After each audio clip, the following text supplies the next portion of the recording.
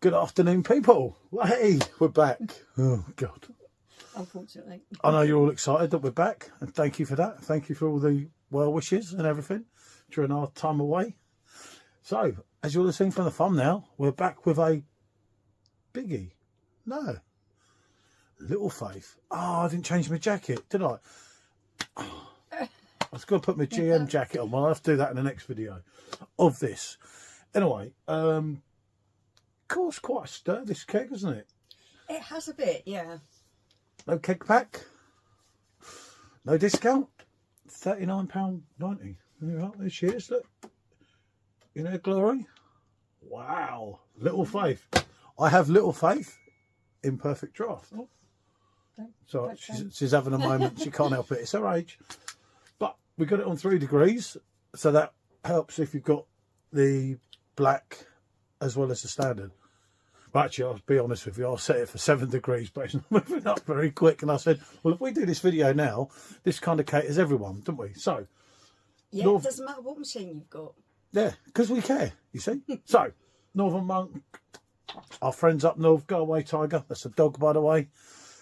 What can we say? I didn't mind Faith, only because it made me think of George Michael.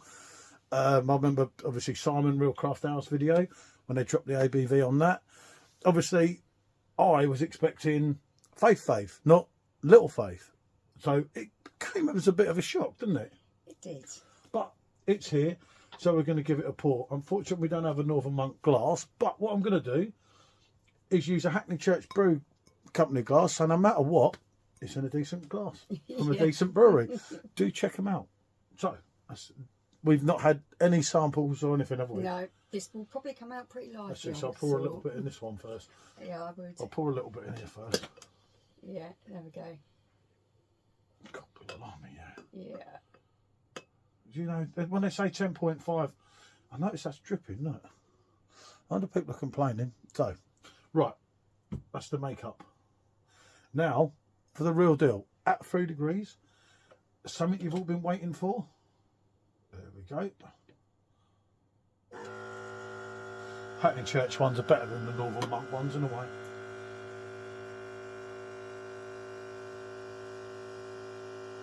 There we go. Look at that. A proper German head. So, small bubbles, so that's a plus. The colour of this is looking quite good. It has got that haziness to it. Yeah, well. Relatively small bubbles, which is good, I must admit. Yeah, you're definitely getting your tropical fruit. Some pineapple. Citrusy notes. Bit of clementine type of orange, you know, the sweet orange. It smells good. It does, It does smell nice. It is 4% ABV. The main things we'll be looking here, the body. It'll be the body, the complexity, if you're getting those flavours from there, if it's got some body to it, or if it just feels, you know, a bit watery. I know what I'm doing, just don't worry about it. I know, but because I can't go back any further than this without hitting it. So there we go. But yeah, that's so far so good. It does.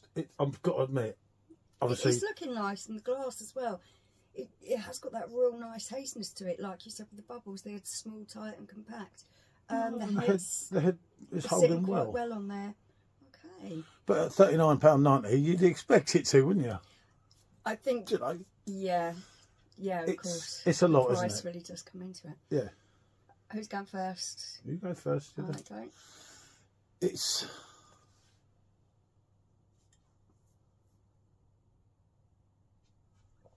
Remember, this probably is a bit cold for, obviously, a session IPA.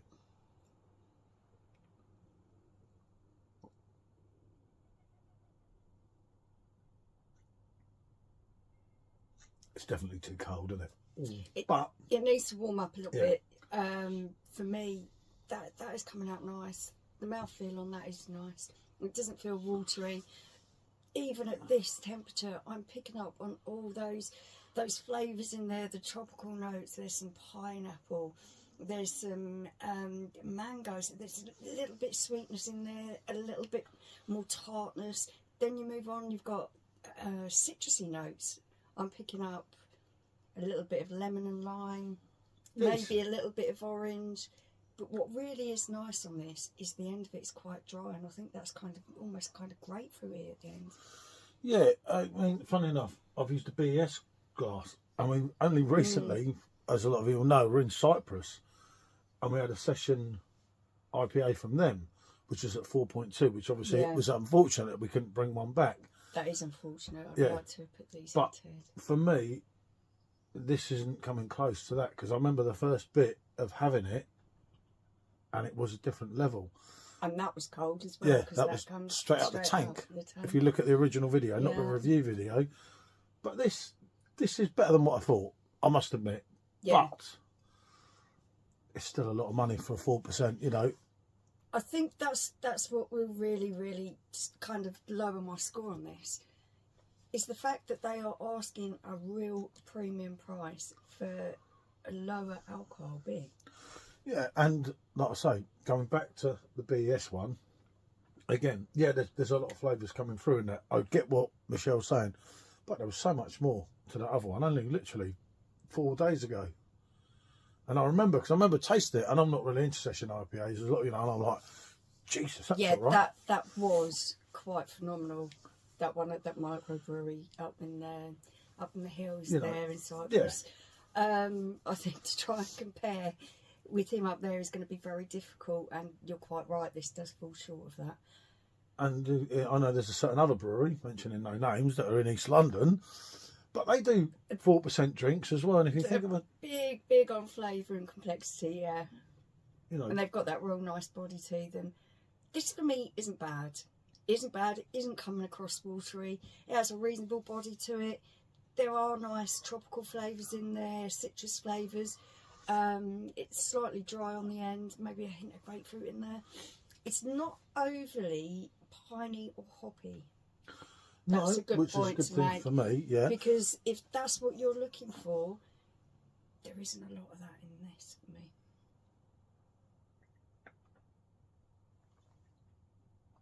I should get to that bit. I think it's one. If you go back to heated seats, McKellar, when we first tried that in the review, it was absolutely spot on, wasn't it? And then we went back in and we had a few throughout the evening, and it became kind of boring. Yeah.